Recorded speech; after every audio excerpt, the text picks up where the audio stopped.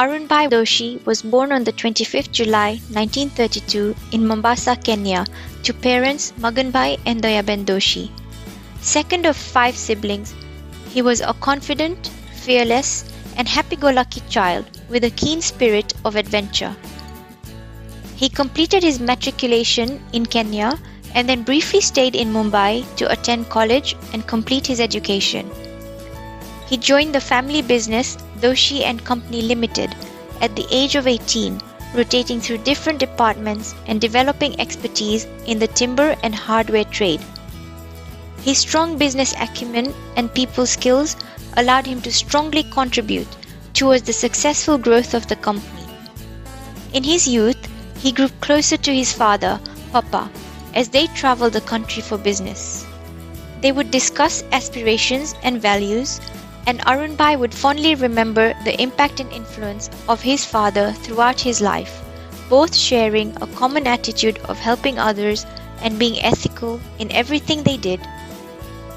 His passion for swimming started at an early age.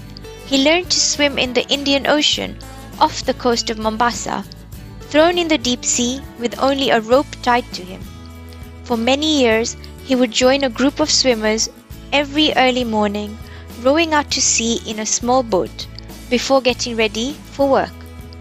This period of his life was also when he became a cinema enthusiast, watching at least 2 films a week, visiting the drive-in with family on a Sunday and the cinema with friends on a weekday. In 1956, he went to Gujarat, joined by an uncle, with the intention of finding a suitable bride.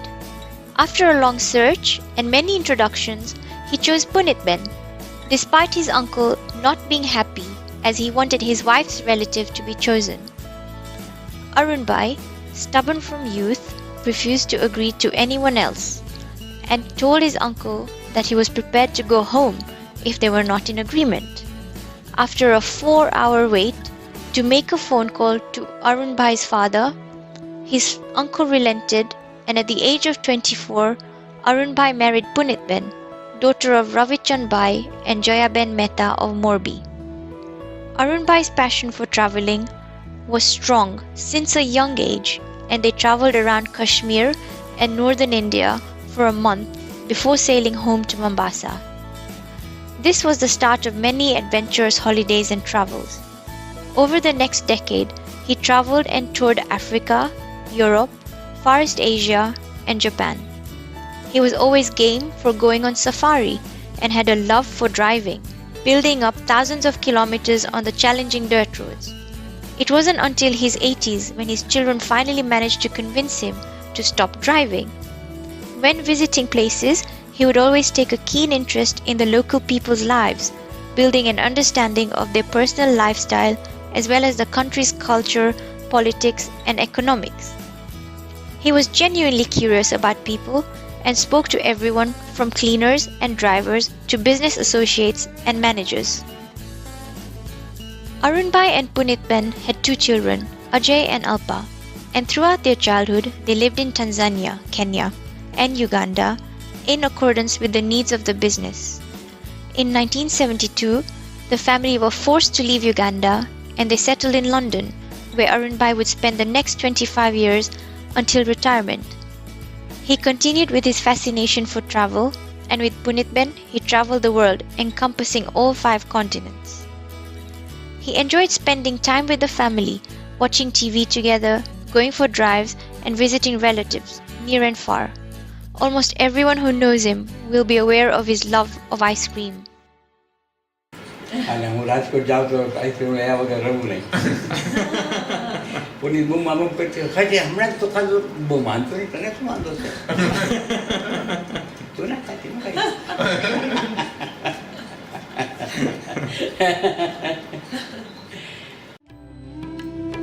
Punitben was a major influence in encouraging spirituality in Arunbhai. In 1984, he was formally introduced to the teachings of Srimad Rajchandra when Atmananji of Koba and Induben Dhanak visited London. He was given the responsibility of managing the audio cassettes and subsequently showed interest in joining Punitben for regular satsangs. Although he had briefly met his future guru, Param Pujya Bapuji, in 1986, it wasn't until 2 years later when Arunbhai invited Bapuji to join him in the Pratishtha of Srimad's Chitrapat at the Leicester Jain Centre when a bond was formed, which would continue to strengthen over the next 9 years. Arunbhai retired at the age of 62 and chose to spend increasing periods of time in the shelter and close company of Bapuji. He was fortunate to be in Bapuji's seva, often spending days and nights with his guru until his final days. Bapuji and later Param Pujya Bhaishri were instrumental in his spiritual progress and cultivated many qualities in his character. Though he always had a passion for life, he managed to delicately balance this with a detachment for worldly things.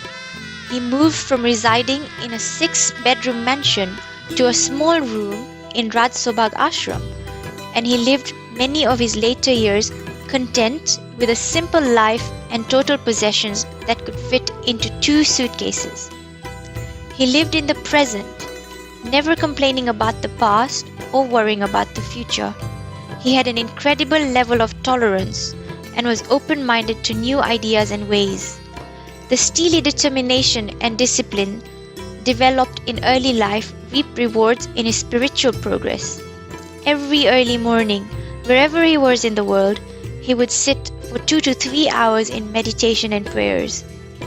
His love for the teachings of Srimad Rajchandra grew day by day, and Arunbhai learned several of Srimad's poems and longer letters off by heart within a short period of becoming a follower of Bapuji. Over the years, his devotion to the spiritual path intensified, and his inner equanimity, combined with his selfless love for his guru, Param Pujya Bhaishri, gave him the strength to overcome his intense physical pain towards the end of his life. Shortly after retirement, Arunbhai initiated the Manav Kalyan Trust, a charity supported by the Doshi family, with the aim of helping as many souls as possible, regardless of creed or caste. After the Gujarat earthquake, he sought permission from Bhaishri to rehouse Jadavbhai and the BPS Disability Centre from Limri to his bungalow in the Saila ashram, as their current premises were unsafe for occupation. Bhaishri's blessing was the start of a wonderful association called Ashirvad. Arunbhai took an active role in enabling and encouraging the direction and growth of Ashirvad, and his oversight encompassed both large projects and their day-to-day work. The family would joke that the Ashirvad was his baby, and he visited the center on a daily basis. He was seen as a father figure and a mentor by dozens of staff members, taking an interest in their work and personal ambitions. The children would welcome him with beaming smiles at the daycare center, and he clocked up thousands of hours traveling with the Ashirvad team for fieldwork and the organization of camps. Arunbhai was a key driving force behind the disability camps that have helped tens of thousands of physically challenged people over the past 13 years. His enthusiasm inspired by his friends and family, who in turn chose to host many subsequent camps and donate many lakhs of rupees for Ashirvad. However, his charity focus did not stop at Ashirvad. He made strong connections with many of the BPA centers across Gujarat with the support of Dr. Punani and Nandini Ben. Another of his pet projects was the eye hospital in Saila, which was instigated by his nephews in the Sangrajka family. He took an active interest in all administration and developments of the hospital and encouraged all stakeholders to think bigger about the potential prospects of this health institution. He found generous donors to cover any shortfalls in funding, and the Raj Sobhag Eye Hospital now treats tens of thousands of patients every year. It is unlikely that anyone who knew him knew the full extent of his charitable efforts. He was approached by many, but also had an instinct for knowing who genuinely needed help.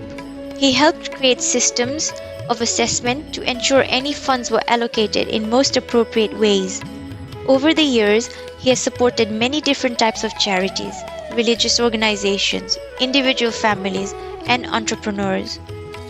Arunbhai placed great emphasis on education for all children, regardless of background. He was also passionate about environmental concerns and supported Samarth's work in rainwater harvesting, regularly visiting the sites of wells and lakes in Kutch. The motivation behind all of these philanthropic ventures was his abundant compassion and universal love for all, which transcended barriers of gender, caste, creed, and status. Through his positivity, Arunbhai saw potential in everyone. He was a man of action and continues to inspire those whose lives he touched.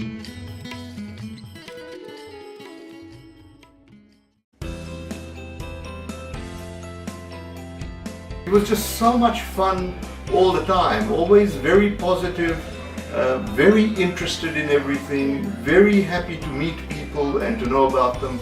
And he just went along with the flow, and I think that's something really amazing. Yeah. Skipping and his dedication to everyone around him. Universal love and Maitri Bhav for all living beings. And he's always been my mentor. He's changed the lives of so many people for the better. He saved me when I was a little baby from a little earthquake. And he always would choose the most adventurous way of doing things. He would talk to strangers on the street and greet them with a friendly smile. He is my parent. You can call him my guardian. Oh, I miss him every minute.